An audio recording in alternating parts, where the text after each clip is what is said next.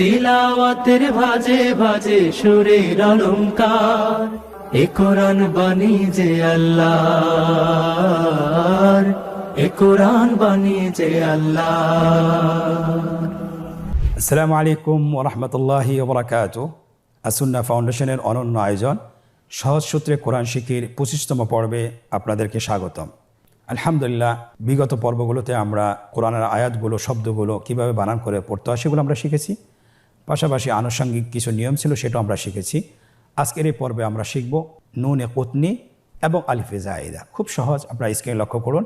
আমরা নুনে কুতনি বলতে কি বুঝি আমরা দেখব। কোরআন শরীফে অনেক সময় দেখা যায় যে দুইটি শব্দের মাঝখানে ছোট্ট একটি নুন থাকে, ছোট্ট একটি নুন। এই নুনটাকে কিভাবে আমরা ব্যবহার করব অথবা কিভাবে আমরা পড়ব, কোন নিয়মে পড়ব, সেটা আমরা আজকে শিখব। নুনে কুতনি হলো তানউইনের বাম পাশে জজম অথবা তাসদীদ থাকলে অবশ্যই তানউইনের নুনকে জের দিয়ে পরবর্তী শব্দকে মিলিয়ে পড়তে হয়। খুব সহজ, আবার বলছি, আপনারা লক্ষ্য করুন। নুনে কুতনি হলো তানউইনের বাম পাশে জজম অথবা তাসদীদ হলে, তাহলে তানউইনের একটা নুন আছে, এই নুনকে জের দিয়ে পরবর্তী শব্দের সাথে মিলিয়ে যুক্ত করে পড়তে হয়। আপনারা স্ক্রিনে লক্ষ্য করুন, একটা শব্দ, একটি উদাহরণ দেখা যাচ্ছে, কওমান আল্লাহ। এই দুটো শব্দ আমরা কিভাবে মিলিয়ে পড়ব? এই দুটো শব্দ আমরা মিলিয়ে পড়ব অবশ্যই তানউইন, যেহেতু এটা তানউইন, এই তানউইনের একটা নুন আছে। আমরা যখন তানউইন এই শব্দটি লিখি, বাংলায় যদি লিখি অথবা আরবিতে যদি লিখি, লাস্টে একটা আমরা নুন পাবো, লাস্টে একটি নুন পাবো। তাহলে এই ছোট নুন যেটা কোরআনে দেখছি এটাই সেইটি। তাহলে এই ছোট নুনকে আমরা সবসময় জের দিয়ে পরবর্তী শব্দের সাথে মিলিয়ে পড়ব। কিভাবে? কওমানিল্লাহু, কওমানিল্লাহু। যেখানে দুই জবর আছে সেখানে আমরা এক জবর দিব এবং নুনের নিচে জের দিয়ে পরবর্তী শব্দের সাথে মিলিয়ে পড়ব। আবার বলুন, কওমানিল্লাহু। আমরা এভাবে আরেকটি উদাহরণ দেখি, তাহলে আমাদের জন্য সহজ হয়ে যাবে। এখানে দেখুন, লুমাজাতিন আল্লাযী, লুমাজাতিন আল্লাযী। তাহলে এটা কিভাবে মিলিয়ে পড়ব আমরা? লুমাজাতিনিল্লাযী। আবার বলুন, লুমাজাতিনিল্লাযী। আমাদের এই অনুশীলনটি আরও সহজ করার জন্য আমরা আরও দুটি উদাহরণ পড়ব। স্ক্রিনে দেখুন, নূহুন ইবনাহু অথবা নূহুন ইবনাহু। এটা এই দুটি শব্দ আমরা কিভাবে মিলিয়ে পড়ব?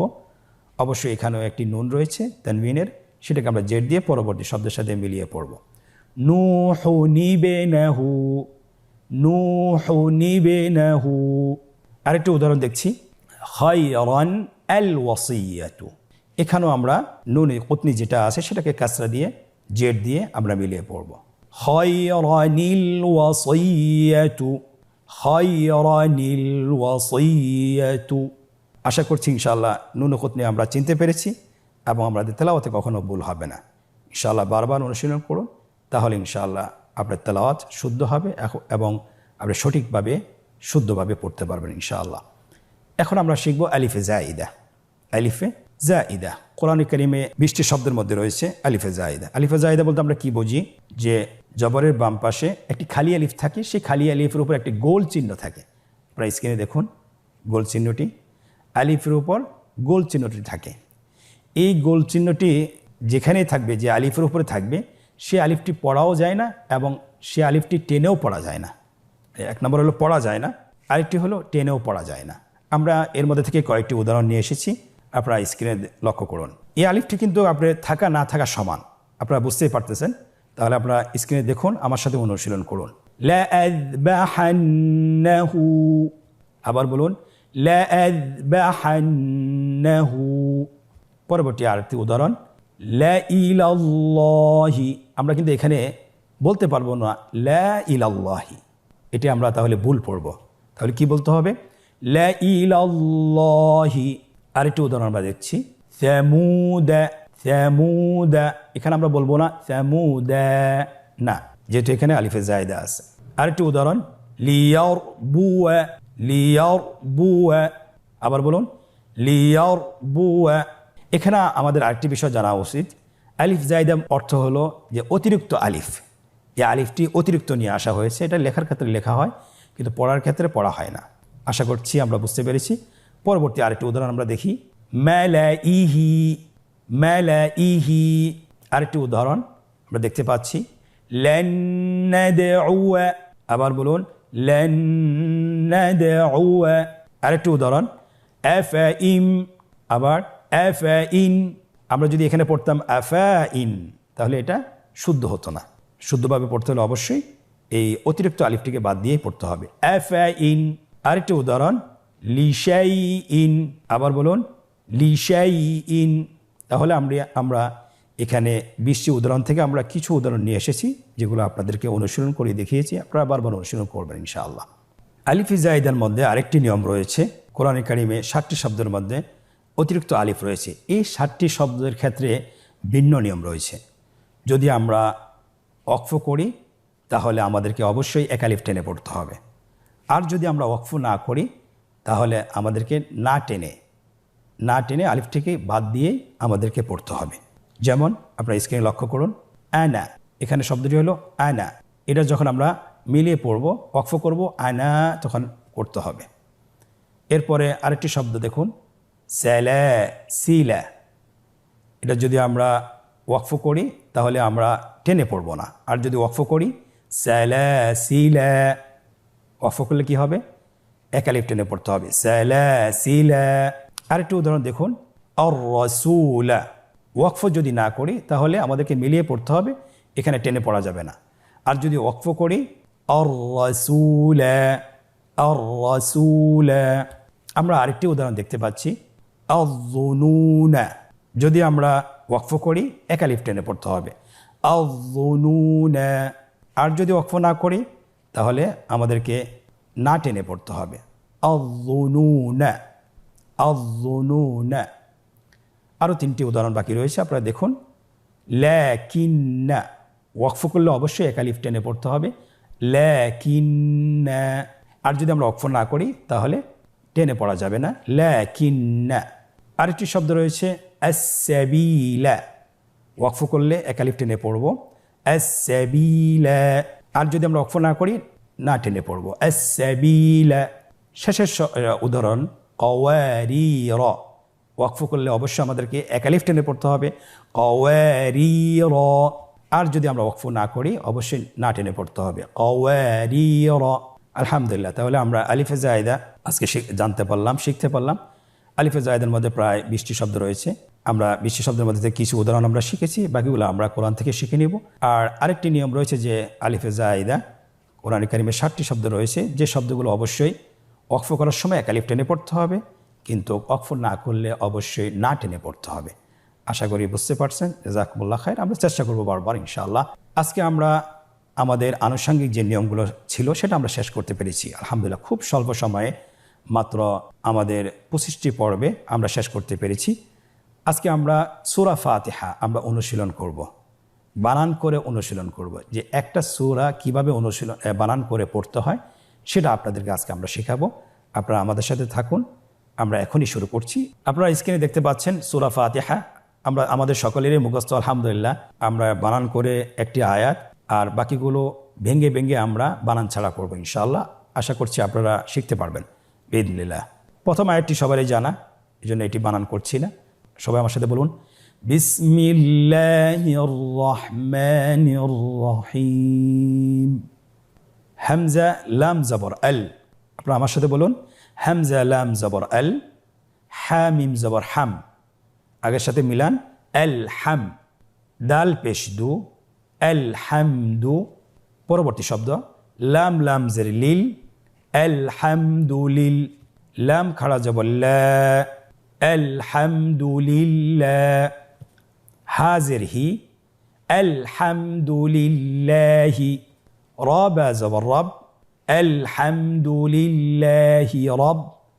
বা লাম জের বিল, আল হামদুলিল্লাহি রব্বিল।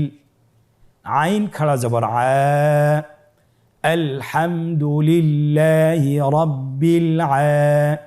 লাম জবর লা, আল হামদুলিল্লাহি রব্বিল আলা। মিম ইয়া জের মি, আল হামদুলিল্লাহি রব্বিল আলামিন। নুন জবর না, আলহামদুলিল্লাহি রাব্বিল আলামিন। আমরাও যে পড়বে যেভাবে আমরা 7টি নিয়মে আমরা বলেছিলাম 7টি সূত্রে আমরা কোরআন কারীম পড়া শিখব, সেটা আজকে আমরা সূরা ফাতিহার মাধ্যমে শুরু করলাম। আপনারা ইনশাআল্লাহ আমি যেভাবে বানান করে শব্দ বাই শব্দ সামনে এগিয়ে গিয়েছি, তেলাওয়াত করেছি, তেমনি আপনারাও চেষ্টা করবেন ইনশাআল্লাহ। আশা করি প্রত্যেকটি আয়াতে এভাবে আপনারা সুন্দর করে শুদ্ধভাবে পড়তে পারবেন বিইذনিল্লাহি সুবহানাহু ওয়া তাআলা। তাহলে আমার সাথে পুরো আয়াতটি বলুন। যেহেতু আমরা ওয়াকফ গত ক্লাসে শিখেছি, তাহলে আজকে আমরা অনুশীলন করতে আমাদের কঠিন হবে না। আপনারা আমার সাথে বলুন, আলহামদুলিল্লাহি রাব্বিল আলামিন। আবার বলুন, আলহামদুলিল্লাহি রাব্বিল আলামিন। পরবর্তী আয়াতগুলো আমরা ভেঙে ভেঙে পড়বো। আপনারা আমার সাথে বলুন, আর রাহমানির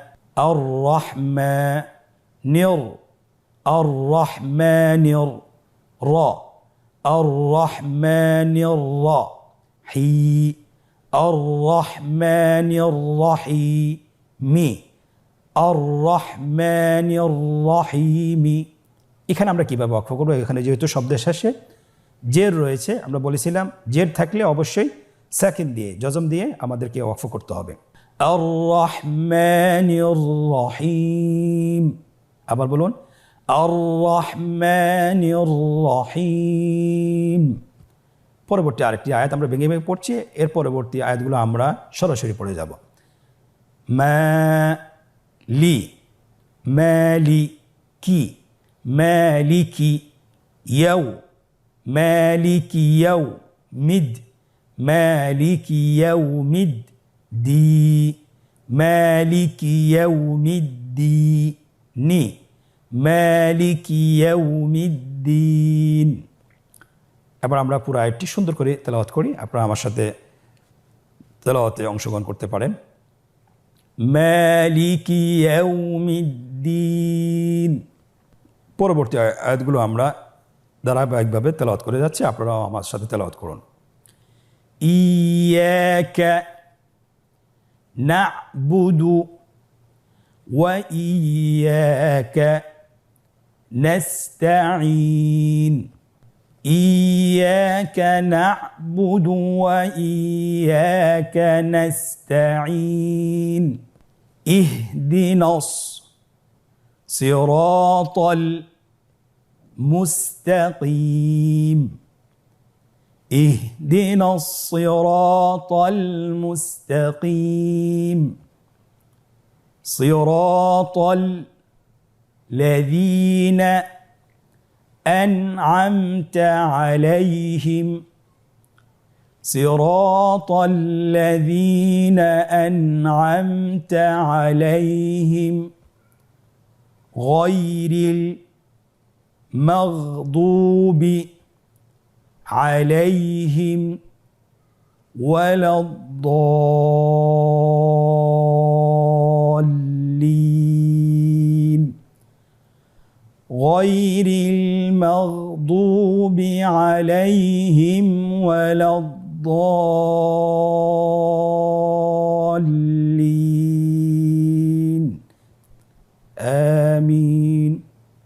এই সূরার মধ্যে আমরা কয়েকটি পদ্ধতিতে পড়েছি। শুরুতে আমরা প্রত্যেকটি হরফ বানান করে পড়েছি। পরবর্তী আয়াতে দুটি আয়াতে আমরা ভেঙ্গে ভেঙ্গে বানান ছাড় পড়েছি। পরবর্তী আয়াতগুলো আমরা শব্দ বাই শব্দ তেলাওয়াত করে এবং পরবর্তীতে পুরো আয়াত একসাথে তেলাওয়াত করে পড়েছি। তাহলে আপনি শিক্ষার ক্ষেত্রে এভাবে আপনি এই পদ্ধতিগুলো অনুসরণ করতে পারেন। আশা করি ইনশাআল্লাহ এই পদ্ধতিগুলো যদি অনুসরণ করেন ইনশাআল্লাহ কোরআন পড়া আপনার দ্রুত হয়ে যাবে এবং আপনি সহিশুদ্ধভাবে তাজউইদ সহকারে নিয়ম কানুন সহকারে আপনি পড়তে পারবেন বিইذনিল্লাহি তাআলা। ইনশাআল্লাহ আজকের পর্ব থেকে আমরা এখানেই বিদায় নিচ্ছি। পরবর্তী পর্বে আবারও দেখা হচ্ছে। জাযাকুমুল্লাহ খায়র। আসসালামু আলাইকুম ওয়া রাহমাতুল্লাহি ওয়া বারাকাতুহু। আস-সুন্নাহ ফাউন্ডেশন, উম্মার স্বার্থে সুন্নাহর সাথে।